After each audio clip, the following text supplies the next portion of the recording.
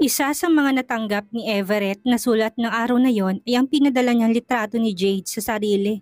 Indikasyon na natanggap na rin ngayon ng ibang mga pinadalhan niya ang litrato nito. Nasasabik pa ring binuksan niya ang sobre kahit na alam na niya kung anong laman nun. Kagatlabing minasdan niya ang litrato, napailing siya. Hanga siya sa kakayahan ni Alejandre. Inaasahan niyang maya-maya lang ay makakatanggap siya ng tawag mula kay Oliva. Siguradong tatahimik na muna si Charmy tungkol sa litrato. Alangan namang itawag sa kanya ni Jade ang pagtanggap nito ng mahalay na litrato ng sarili. Pero Chuck na masasorpresa to. Masyadong mataas ang ego ni Jade para sabihin yun sa kanya. Mahihiya ito. Kaya sasarilinin nito yon. Ganun to kayabang, subalit bandang hapon na siya nakatanggap ng tawag mula kay Oliva. Halos alangan pa ngang magtapat sa kanya ang kaibigan. Parang nagdadalawang isip. Susmi, bakit? Meron ako natanggap na litrato through mail. Anong klaseng litrato? Meron din ako natanggap na litrato through mail. A man and a woman? Yes, ang halay pa nga. Narinig niya ang pag-ungol ni Oliva mula sa kabilang linya. Hinihintay pa rin niya ang kumpirmasyon mula dito. Hinihintay niya ang banggitin itong pangalan ni Jade. Ganon din na natanggap ko. Si Kwan din ba? Kunway hindi niya mabanggit ang pangalan ng nasa larawan. Yes, si Jade Francisco. Malaking kahibangan at kahihiyan to, Oliva. Sino pwede magpadala sa atin ng ganito kalaswang litrato? Ang walang hiyang yun kaya? Walang duda. Bakit naman niya tayo padadalhan, Aber? Ang halay ng litrato, Everett? Pinangangalandakan ba niya ang kanyang kalaswaan? Susmi, hindi ko makayang tingnan ng matagal ang litrato. Ang halay talaga. Lihim nga ako na iskandalo na makita kong litrato. Plano kong punitin Suyang-suya ako. Pero sino kayo nagpadala nun sa atin? Tawagan mo nga si Jade. Sabihin mo sa kanya mag-ingat siya sa kalaswaan niya. Baka mamaya may kinalaman siya. Ayokong isipin niya interesado ako sa kanya. Tatawagan ko siya. Nawala si linya si Oliva. Nangingiti siyang tinawagan si Jade. Pagbabaka sakali yun, hindi niya alam kung makokontak niya ito. Wala itong ibinigay na ibang contact number maliban sa inuuwian. Babae ang nakasagot, kaya nagduda siya. Sino kaya to sa buhay ni Jade? At English speaking. Pwedeng makausap si Mr. Jade Francisco? Sorry, but he's not around. Maging tinig nito'y malambing. But if it is important and if you're interested, you can call him at his office. Bakit ba nilamon na naman siya ng paninibugho? Kinuha niya ang telephone number ng opisina ni Jade. Kung ganoon, nagtatrabaho to? Posible kayang si Daniel yung nakausap niya o yung babae sa litrato. Mr. Jade Francisco, please. Everett? Naroon ang tuwa sa tinig nito na higit niya ang paghinga. Hindi na siya nagpaligoy-ligoy pa. Hindi nakakatawa ang kahalayan mo, Jade. Masyado ka talagang bilib sa sarili mo. Kahalayan? Magaling pala akong artista. Bakit si Oliva ay pinadalhan mo rin ng iyong litrato? Ginagawa mo kaming mumurahin yan. Masyado kang mahalay, alam mo ba? Litrato? Hindi pa napapasa kami itong pinadala niya. Siguradong mamayang gabi pa dito yun makikita. Tuwang-tuwa siya. Panalo ang kanyang pakiramdam. Yes, hindi niya kayang i-describe ang litrato. Hindi siya sanay sa mga salitang may pagkabastos ang dating. Ilan lamang ang kaya niya sabihin. Nakatanggap ka rin pala. Marami na palang tumawag kay Jade. Ano, pinapalabas mo hindi ikaw nagpadala ng sa amin ni Oliva? Ganun ba? Bakit ka naman gagawin yun? Sinong lolokohin mo, Jade? Makakarating sa sold out ang mga litratong natanggap namin. Sabay bagsak ng telepono. Tuwang-tuwa man hindi niya magawang magtawa. Nagring ang telepono at tubili siyang sagutin iyon. Malakas ang kanyang kutob na si Jade ang nasa linya. Naalarma ba to sa huling sinabi niya? Everett Alejandro, good afternoon. Wala akong alam tungkol sa litrato na tanggap niyo ng kaibigan mo Everett. Sinong nasa matinong pag-iisip ang nagpadala nun? Kahihiyan ko rin yun. Kanina nanggaling tong hawak ko ngayon? Ewan ko, ipapadala ko to sa sold out. Please, don't do that Everett, inosente ako. Hindi ko alam kung sino may pakana ng kalaswaang ito. Pinagpapawisan na nga ako ng malapot. Good for you. Look, a friend is coming over at ipapakita sa akin ang tinutukoy niyong litrato. Pwede ba punitin mo na lang yung natanggap mong litrato? Lihim siyang nagdiwang. Hindi. Katunayan nga'y plano ko itong idikit sa loob ng corporate center namin para makita ng mga taong kayabangan mo. Everett, wala akong alam. He was exasperated and on the verge of hysteria. Wala namang ganyanan, please naman. Nakikiusap na ngayon si Jade. So, inaamin mong ikaw ang nagpadala ng litrato. Mabuti na yung habang maaga. Nakikipagtalo na siya dito para hindi siya nito pagsuspetsahan. Hindi ako. Bye, Jade. Hindi niya tuloy na itanong ang tungkol sa babaeng naroon sa kondo nito. Yamot na yamot siya. Meron na bang binabahay si Jade? Nakita sila ng sumunod na araw ni Oliva. Pagkatapos nila mag-order ng pagkain, tinanong ito sa kanya kung dala niya ang natanggap na litrato. Bakit? Patingin nga. Naroon sa opisina. Ayaw maniwala ni Oliva. Pagkukumparahin ko lang. Sobra ka naman, bakit mo naman dinala yan? Nilabas ni Oliva ang natanggap na litrato. Ang totoo, nasa bag din niyang kanyang kopya. Sino kaya tong babae? Tanong ni Oliva, titig na titig sa larawan. Malay ko, nagkibit balikat lang siya. Siya bang talaga ang nagpadala nito sa atin? Sino pa, Aber? Hindi kayang babaeng yan na nagpadala sa atin? Bakit naman, Aber? Maraming pwedeng dahilan. Naghihiganti, you mean? Sinubukang itanong ni Everett kay Oliva. Siguro, posible, pagsang-ayon niya. Teka, anong reaksyon niya nang tawagan mo kahapon? Don't tell me na natuwa siya. Walang duda ring tinanggi niyan tungkol dito. Wala raw siyang kinalaman. Tumango-tango si Oliva. So ano nang gagawin natin sa litratong to? Alangan namang gawin mong remembrance? Ano kaya kung ibigay natin sa sold out na gumagawa sa amin ng balita? Siguradong matutuwang mga tao doon. Kung pinadalhan tayo, siguradong hindi rin kinilampas ang tabloid na nagpadala sa atin itong litrato. Plano ng sender na sirain si Jade. Siguro nga, pero walang dudang kilala natin na may kagagawa nito. Biglang naisitinig ni Oliva. Mali ba naman ni Jade kung saan ako nakatira? Sino nga kaya? Sino bang common friend natin na kilala rin si Jade? Si Charmy. Marami. Sabi na lang ni Everett. Si Charmy kaya? Bakit naman niya gagawin yun? Baka nagkaroon din sila ng relasyon ni Jade. Malay natin. Pero hindi siya itong babae. Malabo namang ikaw. Hindi mo naman siguro to gagawin. Isara mo nga yung bibig mo. Umiiling niya sambit. Ayaw niyang isipin ang ngayon. Kung akong gaganti, hindi sa paraang ganito. Tinago ni Oliva ang litrato nang dumating ang kanilang order. At pilit namang nilalayo ni Everett ang usapan tungkol kay Jade. Nakatanggap naman ng tawag si Everett mula kay Charmy. Kinumpirma nito sa kanya nakatanggap nito ng halos subad na larawan ni Jade. Kadarating ko lang kanina from Thailand. Kanina ko lang nabuksan ng aking mga meals. Nagulat ako sa nakita ko. Hindi talaga ako makapaniwala. Tinawagan ko kagad si Jade. Hindi ba ikaw may pakana?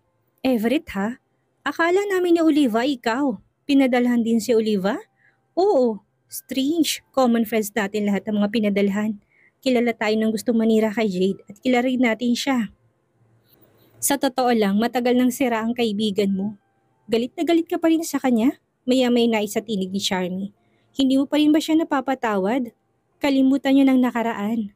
Pinatawad ko na siya. Ang hindi ko lang gusto sa hambog na yon, kinukulit pa rin ako. Na kesyo mahal niya ako at handang pakasalan. Hindi na siya nakakatuwa. Totoo bang hindi mo na siya mahal? Alam mo makulit ka rin. Sige ikaw rin, pareho mong tinitikis ang damdamin niyo ni Jade. Baka iyak-iyakan yan. Mahal ka naman niya eh. Nagsisisi na yung tao. Kung wala na tayong pag-uusapan pang iba, tapusin na natin to. Ayoko ng pag-usapan ng naturang bagay. Para sa akin, tapos ng lahat. Akala ni Everett kung sinong kanyang bisita. Ganun na lamang ang kanyang gulat nang mababaan si Jade sa sala. May dala pang bulaklak ang lalaki. Ang sisti pa, kausap ito ngayon ng kanyang ama. Hindi ito namumroblema nang makita niya si Darius. Iniwan sila doon para magpagsolo. Kumukulo na naman ang kanyang dugo nang maiwan sila ni Jade sa sala. Hindi ka ba nakakaintindi, Jade? Para nga pala sa'yo, dalhin mo na yan sa pag-alis mo. Pinatutunayan ko lamang sa'yo na handa akong harapin ang lahat. Makuha ko lang muli ang pagtitiwala mo at pagmamahal. Everett, ganyan kita kamahal. Nang tumulo ang luha ko noon sa pag-alis mo, sinara ko ng puso ko sa'yo. Kahit na ano pang pilit ang gawin mo, wala ka nang maasahan pa sa akin. Napipikon talaga siya. Paano ba nito nagagawang maging kampante sa harap niya? Hindi rin ba ito naalarma sa napipintong gagawing paglalathala ng sold out sa pinakalat niyang litrato? Mahal mo ko, damang-dama ko yun. Kahit na ano pang pagtanggi ang gawin mo, hindi mo kayang itagong katotohanan na meron pa akong puwang dyan sa puso mo. Luke, maraming babae nagkakandara pa na makuha ang atensyon mo. Sa kanila mo na lang ibaling ang sinasabi mong pagmamahal sa akin. Ikaw ang gusto ko. Makakaalis ka na. Everett, huwag mo naman akong pahirapan ng ganito. Handa kitang pakasalan kahit na anong oras mo gusto. Pagsusuma mo nito, hindi siya nakaimik sa nakikitang katapatan ni Jade. Talaga nga bang mahal siya nito? Noon ko inaasahan ang kasal mula sa iyo, Jade. Huli ng lahat. Hindi mo na ako mapapaniwala. Minsan mo na sinaktan ang damdamin ko. Pagkatiwalaan mo naman ako. Marahan siyang umiling. No, Jade. Hindi na kita pwede pang pagkatiwalaan. Good night. Tinalikuran siya nito. Halos patakbo siyang umakyat patungo sa kwarto niya. Pagkapasok sa kanyang silid, kagatlabi siyang naupo sa pinakagitna ng kama. Tama nga sinabi ni Jade. Ilang beses man niyang itanggi, may pagtingin pa rin siya rito. Subalit natatakot siyang pagkatiwalaan pa itong muli. Walang ibinungang pagpapakalat ni Everett ng mga litrato. Hindi apektado si Jade sa nangyari. Kaya lalo siyang nahamon sa katatagan na iyon ng binata. Kaya para masiguro mabigyan ng leksyon, si Jade ay pinahulog na rin niya sa messenger ang litrato para sa sold out. Bahala na, desperado na siya makapaghiganti kay Jade. Lalo siyang nahahamon sa kaibangan nito. Huling barahan niyang kahiyang ibubunga ng pagpapadala niya ng litrato sa tabloid. Kung walang magiging magandang resulta yon, suko na siya. Kakalimutan na niya ang paghahabol na makapaghiganti pa dito. Naghihintay siya sa kalalabasan ng pagpapadala niya ng litrato sa sold out. Subalit ilang araw na nagdaan, wala siyang nabasang balita. Inasahan niyang ilalathala yon, pero nabigo siya, hindi niya alam kung bakit. Magandang balitang kalaswaang iyon ni Jade, bakit pinalampas ng tabloid? Malaki naman ang kutob niyang natanggap ng mga itong litrato, at wala siyang napansin na pagbibihisan na turang babasahin. Kaya labis ang pagtataka niya. Paano napalampas ng pamunuan ng naturang babasahin ang magandang ibubungan ng litrato?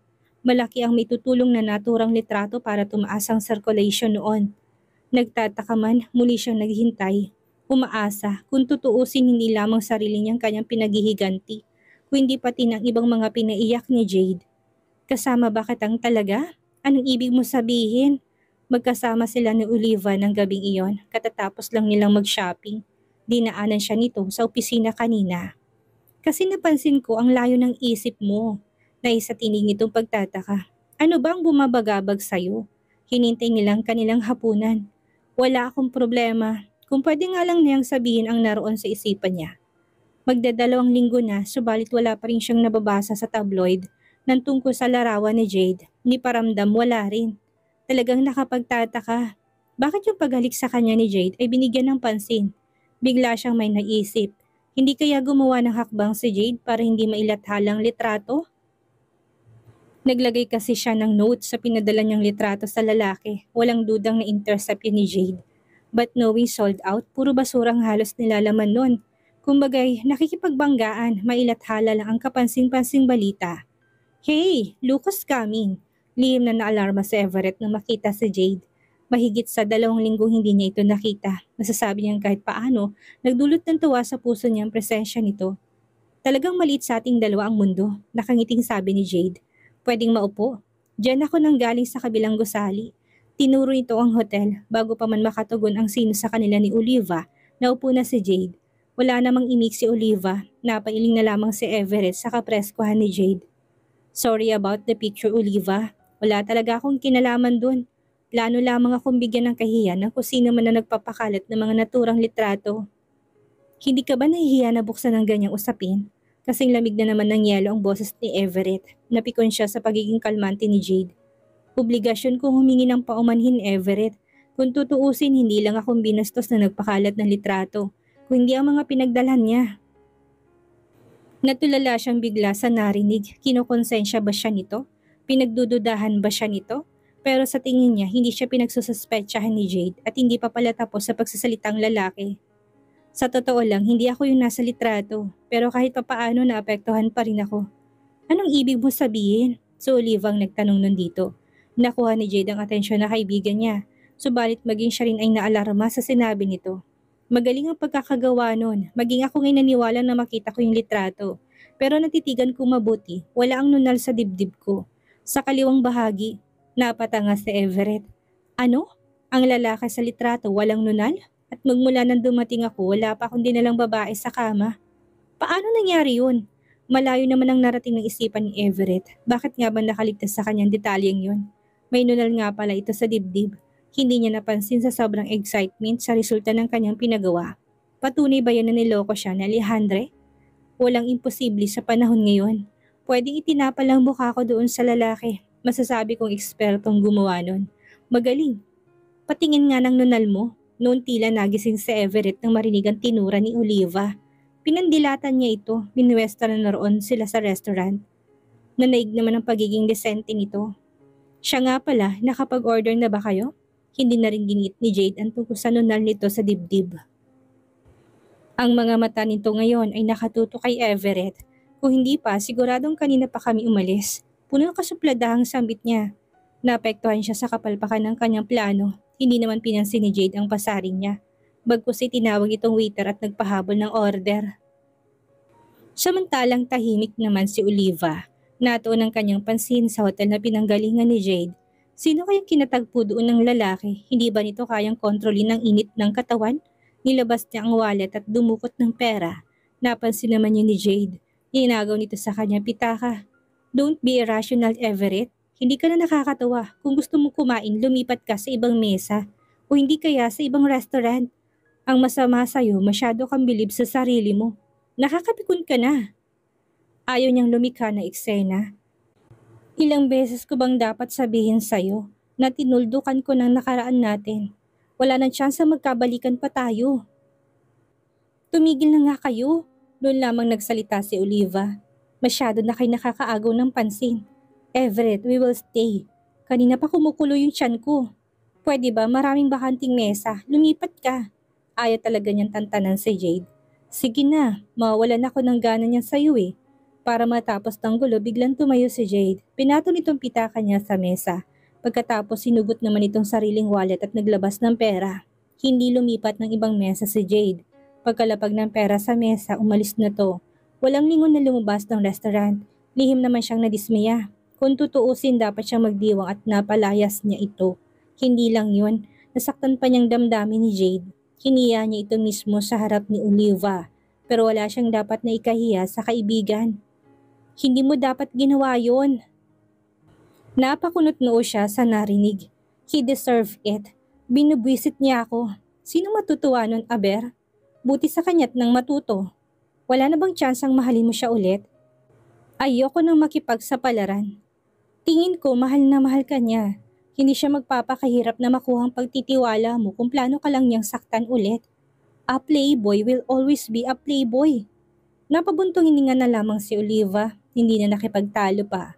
Pagdating ng kanilang pagkain, kapwa na nila kinalimutan ang tungkol kay Jade. Totoo nga kayang hindi siya, yung nasa litrato? Malay ko. Tumungo sila sa kinaroroonan ng kotse ni Oliva. Ihahatid siya nito sa corporate center kung saan niya iniwan ang kanyang sasakyan. Mismong sa entrance ng parking area siya nagpababa dito. Thank you for the dinner. Habang binubuksan ni Everett ang sasakyan, natigilan siya na maramdaman na nakatutok sa kanyang tagiliran. Huwag mo kong hamunin, Everett. Matigas ang boses nito. Sige, sakay na. Huwag ka lang magkakamaling sumigaw at baka tuluyan kang malasin sa akin. Naunahan siya ng takot. Kahit na hindi lumilingon, alam niyang si Jade yon. Boses pa lang nito, kilala na niya. Nahintakutan naman siyang sumunod sa gusto nito. Ito ang naunang sumakay habang nakatutok sa kanya ang baril. Sumunod siyang sumakay. Sa kalituhan, panumandalian siyang nawalan ng kakayahan na paandarin ang sasakyan. Ano gagawin mo? Huwag ka nang umangal, Everett. Sundin mo na lang ang gusto ko. Umalis na tayo dito. Huwag matigas ang ulo mo't baka makalimutan kong mahal kita. Gusto niyang singhalan si Jade, subalit sa nakikita niyang kabangisan sa mukha nito, may nabuti niyang itikaw na lang ang mga labi sa anumang protestang naroon sa kanyang isipan. Diretso lang. Saan ba tayo pupunta? Ano bang binabalak nitong gawin sa kanya? Baka nakakalimutan mo kidnapin tong ginagawa mo, Jade. Hindi ka madala sa matinong usapan, pues idadaan naman natin sa parasahan. Naroon ang determinasyon sa tinig nito. Tignan natin ang tigas mo. Kung ano man ang binabalak mo, huwag mo nang ituloy. Pilit niyang kinalma ang sarili. Hindi magandang ibubunga nun. Tanggapin mo na lang katotohanan. Ikaw ang ayaw tumanggap ng katotohanan. Kontrolado nitong tinig. Hindi kita tinakbuhan. Hindi kita niloko. Hindi mo ba naintindihan yun? Mahal kita. Natuliro na naman siya. Seryoso bang taong ito? Hindi mo kailangang puwersahin. Ako ang masusunod. Ako lamang makapagsasabi kung anong naririto sa puso ko at hindi mo ko mapipilit na pagkatiwalaan ka pang muli. Lumiko ka sa EDSA patungo sa South Expressway. Saan bang destinasyon natin? Doon sa farm sa Quezon. Kailangan ko na umuwi, Jade. Hinihintay nila ako sa bahay. Sa binabalak mo, pinapalala mo lang ang lahat. Walang ibubungang magandang gagawin mo. Pag mo kong takutin, Everett, pinaghandaan kong sandaling ito. Wala ang makakapigil sa plano ko. Tignan natin kung hanggang saan ang tigas mo. Hindi nga nagbibiro si Jade. Lihim na nanginig ang kalamnan ni Everett. Kinakabahan siya. Alam niyang binabalak nito. Handa nitong isugal ang buhay. Mapatunayan lang sa kanyang pagmamahal na pilit niyang tinatalikuran. Pagdating sa Magallanes, tinabi niya ang kotse. Hindi niya pinansin ang baril sa tagiliran niya. Malakas ang kutob niyang hindi nito papatulan ang gagawin niyang pagmamatigas. Kung mahal mo ko, you don't have to do this. Nagpakawala siya ng malalim na hininga. Sa pamamagitan man lang noon ay nagpakawalan niya ang kabang naroon sa kanyang dibdib. Drive, Jade! Damn it! Drive! No, ang mabuti pa ngayon pa lang, patayin mo na ako. Hindi ako sasama sa'yo sa farm mo, paninindigan niya. Pinatutunayan mo lamang kung gaano kakabulok niyang Jade. Ano ba? Hindi mo ko mapipilit. Binuksan niyang pinto't bumaba. Ayaw niyang lumikha ng gulo. Bumaba naman ang kotse ng lalaki. Sa pagkakataong iyon, hindi nito hawak ang baril. Abot-abot ang pag-iling ni Jade. You're one of a kind, Everett. Alejandro, matapang ka talaga. Sige na, umuwi ka na. Siguro ngay maling mahalin ang kagaya mo. Natahimik siya sa narinig. Sumusuko si Jade. Napabagsak siya ang depensa nito. Bago pa man siya nakatugon, nakasakay na ito sa taksing pinara nito. Ganun lang kasimpleng ginawa niyang pagdispatcha sa lalaki. Nagawa niyang kalabanin ang plano nito. Naiwan tuloy siyang tulala. Tuliro siyang sumakay sa kotse. Pakiramdam niya sinubukan lamang siya ni Jade. Kung tatanggi ba siya o kusang sasama. Napagkuro na siguro nitong hindi siya madadala sa pananakot. Tinikom ni Everett ang bibig tungkol sa nangyari kagabi. Ayaw na niyang lumikha ng gulo. Subalit nakokonsensya siya sa pinakitang katapatan sa kanya ni Jade. Paano pala kung hindi siya nagtapang-tapangan kagabi? Magkasama sana sila ngayon sa farm nito. Labag man sa kalooban niya, posibleng maipagkaloob niyang muli ang sarili dito. Handa nitong ilagay sa alanganin ng buhay. Makumbinsi lang siya sa katotohanan siya ay mahal pa rin ito. Hindi naman niya tinatanggi ang damdaming pilit niyang binabaliwala. Sa nakikitang katapatan ni Jade, kung totoo man yun, kapatawad na lamang sila. Charmy. Hindi niya inaasahan ang presensyang yun ng kaibigan. Mukhang importante ang sadya mo sa akin ha. Maupo ka. Bibihira tong magawi sa opisina niya. Sinisiguro ko lang kung nandito ka. Meron kasing binabalak si Jade. Hindi naman to nagpaligoy-ligoy pa. Sabi niya, kikidnapin ka raw niya kagabi. Hindi siya nakaimik sa narinig. You are here. Ibig sabihin hindi niya tinuloy ang balak niya laban sa'yo. Siguro nga napakuro niyang mali ang kanyang gagawin. At malalagay siya sa alanganin. Kikidnapin niya ako? Hindi niya akalaing alam yun ni Charmy. Bakit naman niya gagawin yun? Hindi lang niya maamin ditong nangyari kagabi. Alam mo namang mahal ka ng tao, nililibang niya lang ang sarili. Pero matindi ang kapit ng pagmamahal niya sa'yo. Hindi ka niya magawang kalimutan. Magkano naman ang binayad niya sa'yo? Hindi niya alam na pumarito ako. Kaibigan ko rin yung tao, kahit paano may pinagsamahan kami. Naihinga niya sa akin ang labis niyang pagmamahal sa'yo. Hindi niya alam ang itutugon. You see, kikidnapin ka niya, dadaling ka niya sa kanyang farm sa Quezon at doon itatago ka niya hanggat hindi ka pumapayag na magpakasal sa kanya. Ganon siya kadesperado? Ganon nga, mahal ka niya. Nikibit balikat lang siya. Sa pagkakatanda ko, Everett, hindi na binabalikan ni Jade ang isang babaeng karelasyon oras na makuha niyang kanyang gusto. Should I be flattered? Just trust him. Hindi ganon kadali ang lahat, Charmy. Sa totoo lang, mabuti na ring maranasan kung paanong masaktan at mabigo, hindi ba? Hindi sa lahat ng pagkakataon ay magtatagumpay siya. I could tell you're suffering too. You're wrong. Come on, Everett. Huwag na tayo maglukuhan. Alam kong mahal mo pa rin hanggang ngayon si Jade. Hindi ka ganun kagaling sa pagtatago na nararamdaman mo sa kanya. Hindi ko akalaing marunong ka na magbasa ng isip, Charmy. Hindi bagay sa'yo. Hindi ba ako tuloy nasisiraan ng bait para muling magpabiktima kay Jade Francisco? Biktima? Kasal ang binibigay niya sa'yo. Hindi pa ba seguridad yon para pagkatiwalaan mo siyang muli? Ano pa bang gusto mong patunay? May punto to. Ano pa nga bang patunay ang kailangan niya para paniwalaan si Jade? Wala akong hinihingi o inaasahang patunay. Naisa tinig niya. Ang gusto ko lang ay lubayan na niya ako. Ganun lang kasimple. Hindi ba mababali ang desisyon mong yan? A playboy will always be a playboy. Hindi gasgas ang paniniwala niyang yun. Hindi ba siya naintindihan ni Charmy? Naranasan na ba nitong masaktan ng dahil sa pag-ibig? Nagbagong lahat, katulad ng pagbabago ng panahon. Pero bigyan mo naman si Jade ng pagkakataong mapatunayan sa yung pagmamahal niya. Ayoko makipagsapalaran. And besides, binigyan ko na siya ng tsansa noon. Binaliwala lamang niyang damdamin ko. Sinaktan niya ako. Napailing si Charmy. You can't go on hating men, Everett. Huwag mo sabihing nagpapakatandang dalaga ka. Masasayang lamang ang kagandahan mo. Hindi ako man-hater. Hindi rin ako galit kay Jade. Actually, pinatawad ko na siya. Ang sa akin lang, ayoko nang panghahasin pang mahalin siya. Abot-abot ang pag-iling ni Charmy. Naintindihan naman ito si Jade. Pero sino bang dapat nasisihin sa nangyaring iyon?